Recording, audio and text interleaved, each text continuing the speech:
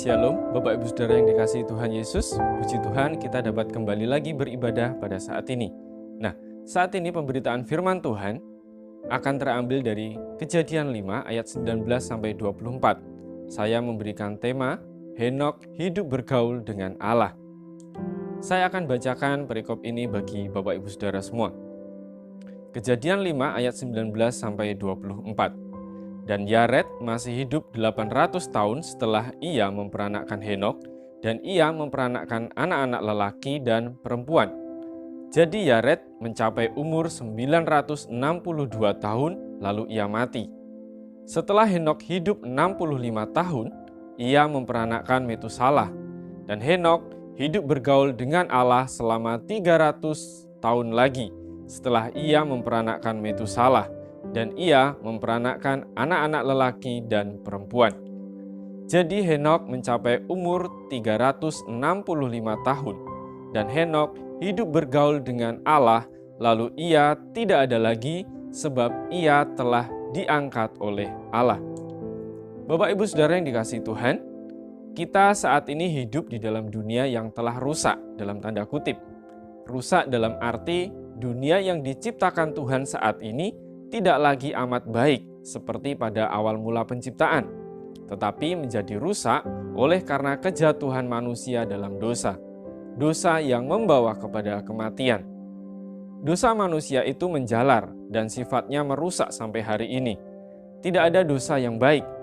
Dosa dan kematian bukanlah tujuan penciptaan yang diinginkan oleh Tuhan.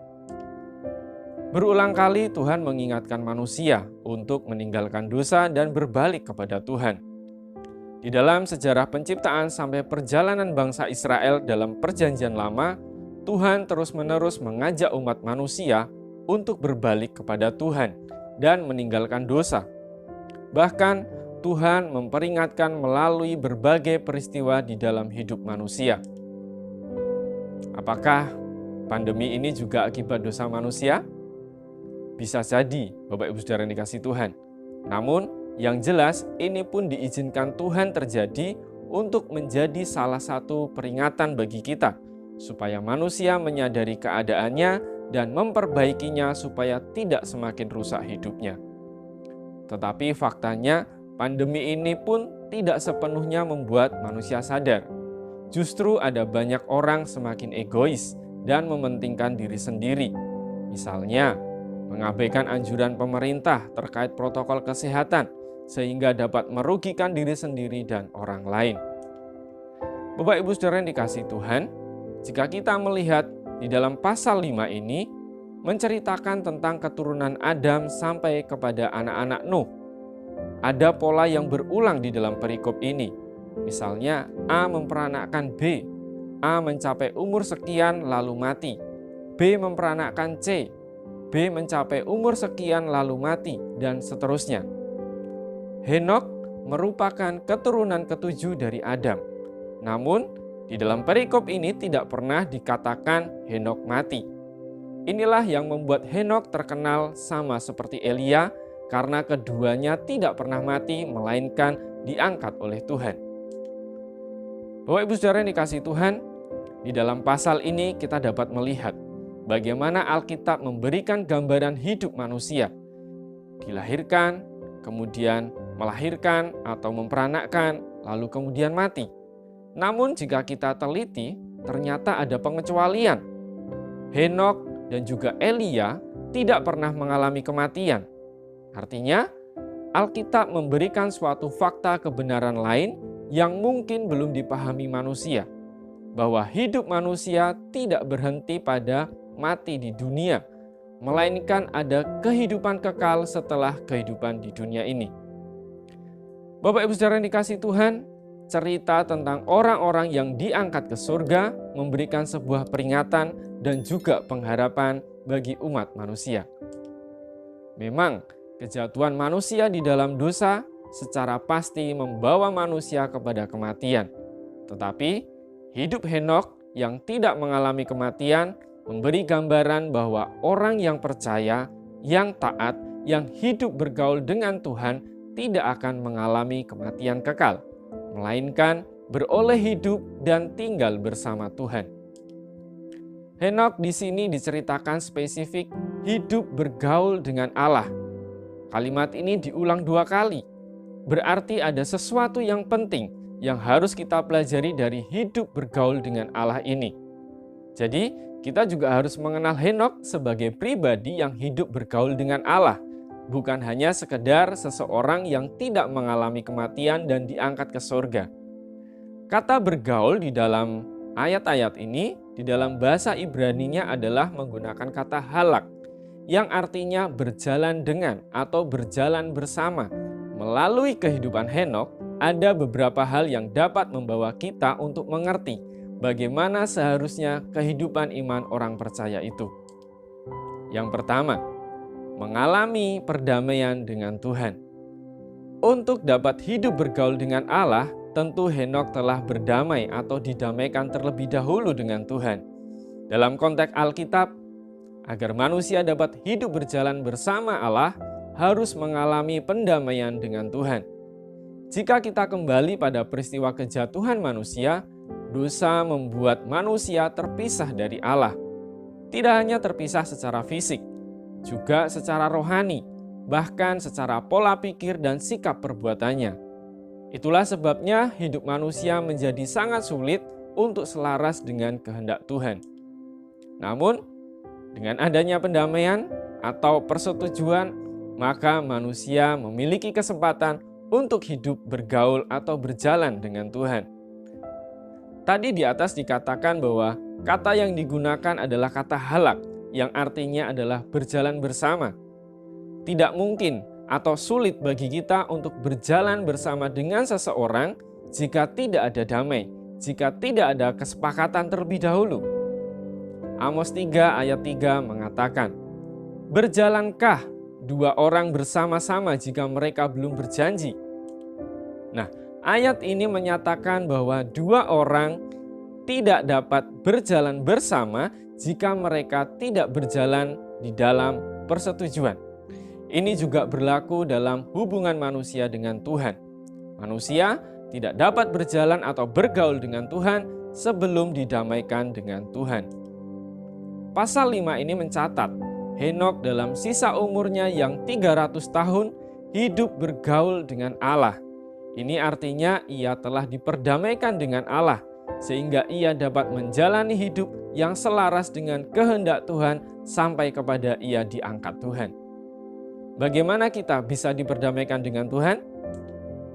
Bapak Ibu Saudara yang dikasihi Tuhan, pendamaian itu datangnya dari pihak Allah. Di dalam perjanjian baru kita dapat melihat bahwa Yesus Kristus adalah jalan yang mendamaikan segala sesuatu dengan Tuhan. Kita dapat diperdamaikan dengan Tuhan ketika kita menerima Kristus di dalam hidup kita, sehingga kita pun dapat menjalani kehidupan yang memperkenan hati Tuhan seperti Henokh. Setiap kita yang sudah diperdamaikan dengan Allah di dalam Kristus juga seharusnya menjalankan seluruh kehidupan kita ini sebagai penggenapan dari kehendak Tuhan. Yang kedua, memiliki iman. Ibrani 11 ayat 5 mengatakan, "Karena iman, Henokh terangkat supaya ia tidak mengalami kematian, dan ia tidak ditemukan karena Allah telah mengangkatnya. Sebab sebelum ia terangkat, ia memperoleh kesaksian bahwa ia berkenan kepada Allah."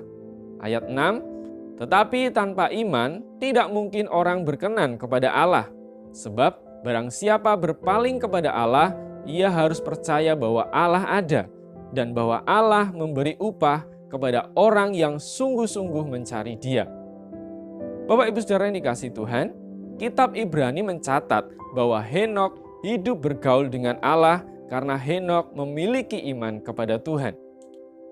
Tanpa iman, tidak mungkin manusia termasuk Henokh dapat menerima perkenanan Tuhan. Karena hanya melalui imanlah manusia dapat percaya bahwa Tuhan ada dan menerima upah keselamatan dari Tuhan. Bapak Ibu Saudara yang dikasihi Tuhan, seorang teolog bernama John Frame pernah menyatakan bahwa perbuatan baik yang berkenan kepada Tuhan harus memiliki 3 unsur, yaitu sesuai dengan norma Alkitab, untuk kemuliaan Tuhan, dan lahir dari iman. Jika tidak memenuhi salah satu unsur ini, tidak dapat dikatakan perbuatan itu adalah perbuatan yang dikenan Tuhan. Perbuatan yang memperkenan hati Tuhan tidak dapat dipalsukan atau pura-pura. Namun, hal ini hanya bisa dilakukan oleh mereka yang telah ditebus dan diperdamaikan dengan Allah melalui Kristus. Itulah sebabnya apa yang dialami oleh Henokh bukan saja karena perbuatannya, tetapi juga karena imannya dan untuk kemuliaan Tuhan, sehingga hidupnya berkenan kepada Tuhan. Bagaimana kita bisa memiliki iman yang benar? Bapak Ibu Saudara yang dikasihi Tuhan, banyak orang Kristen mengaku percaya kepada Tuhan atau memiliki iman di dalam Kristus dan merasa sudah diperdamaikan dengan Allah melalui Kristus.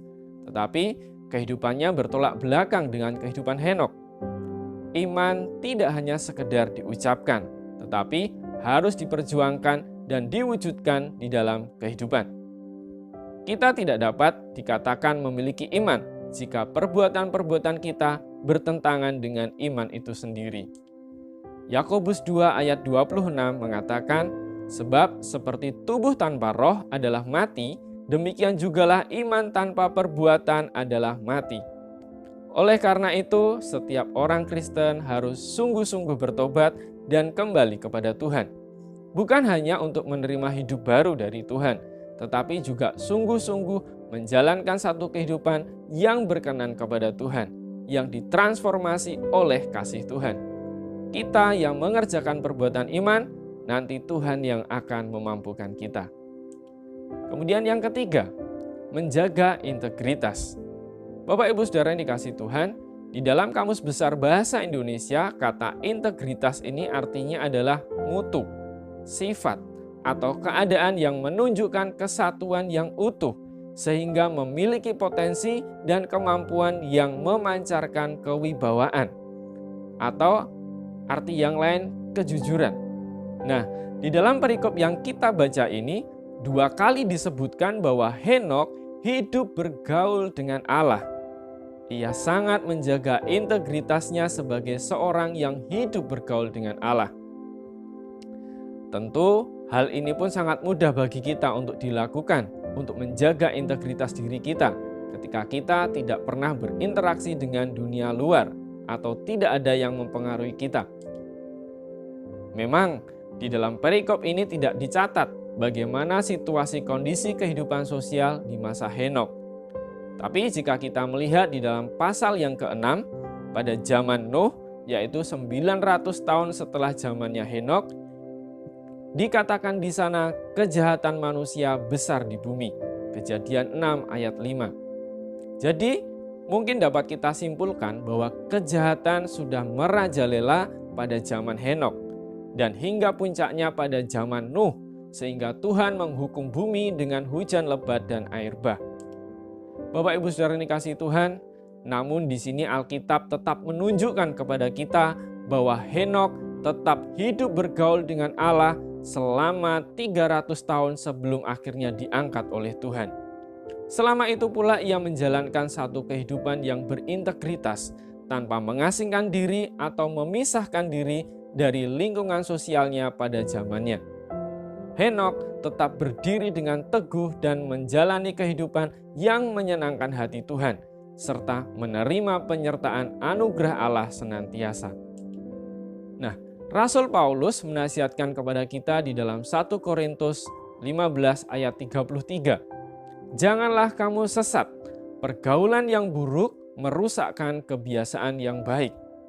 Bapak Ibu Saudara yang dikasihi Tuhan, Paulus di sini memang tidak sedang menyuruh kita memisahkan diri dari lingkungan sosial yang buruk, melainkan memperingatkan supaya jangan sampai kita tersesat karena kita nyaman berada dalam pergaulan yang buruk. Namun, memang akan lebih baik jika kita berada dalam pergaulan yang sehat, bukan di dalam lingkungan pergaulan yang buruk. Henokh pun tidak dikatakan memisahkan diri dari lingkungannya. Meskipun demikian, ia tetap teguh menjaga integritasnya. Ini yang harus kita teladani. Jangan sampai kita gagal menjaga integritas hidup kita sebagai orang percaya karena terpengaruh hal-hal yang buruk dari luar. Yang keempat, setia mengikut Tuhan.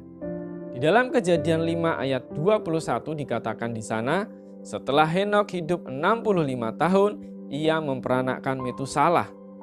Ayat 22, dan Henokh hidup bergaul dengan Allah selama 300 tahun lagi.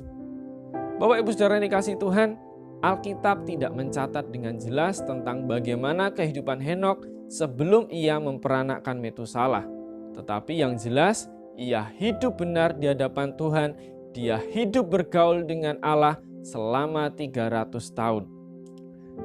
Frase berjalan dengan Tuhan dapat kita mengerti sebagai hidup mentaati Tuhan. Dan kata berjalan itu sendiri dapat kita mengerti ada satu unsur proses pergumulan di dalamnya dan ada kesetiaan Henokh untuk mengikuti Tuhan. Artinya, selama 300 tahun dalam sisa umur Henokh ketika dia di bumi, ia terus berproses dalam hidupnya dan berusaha setia hidup mengikuti kehendak Tuhan. Hidupnya terus bertumbuh dalam persekutuan dengan Tuhan hingga ia diangkat. Memang, usia kita tidak mungkin sampai 300 tahun.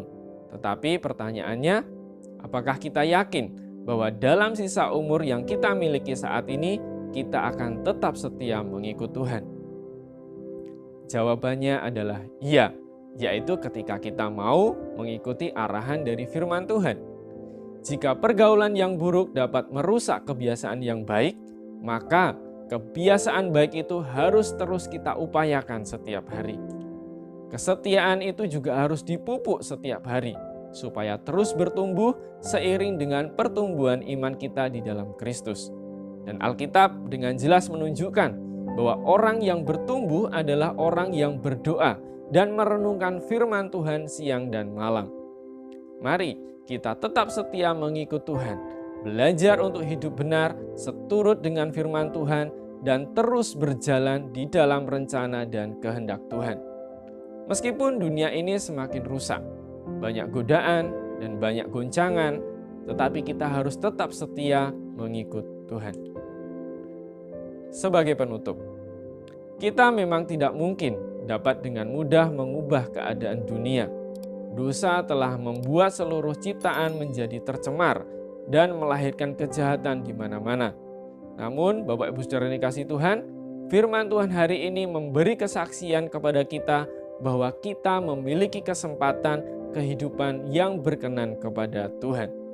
Melalui Henokh, kita belajar untuk mengalami pendamaian dengan Tuhan, memiliki iman kepada Tuhan, menjaga integritas dan setia mengikut Tuhan. Meskipun banyak tantangan, kita harus tetap optimis dan memperjuangkan hidup bergaul dengan Allah sama seperti Henokh. Tuhan Yesus memberkati.